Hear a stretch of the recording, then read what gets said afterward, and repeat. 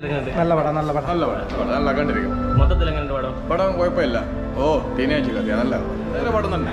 പിള്ളേർ പടം ചിരിക്കാനുണ്ട് ചിന്തിക്കാനുണ്ട് ഒക്കെ.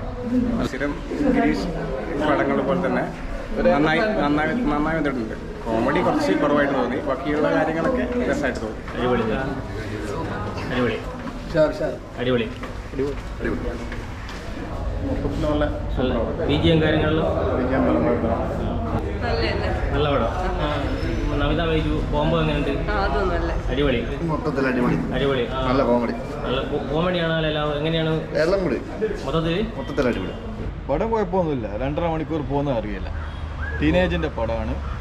പടം പിക്കപ്പ് ആയിക്കോളും.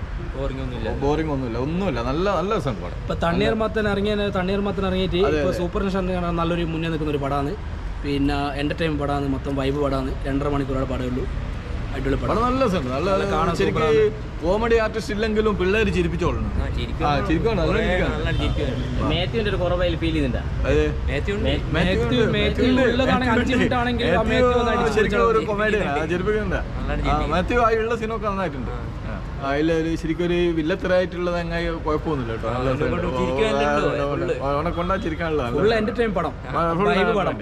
കൊടുത്ത കാശ് മുതലാവും.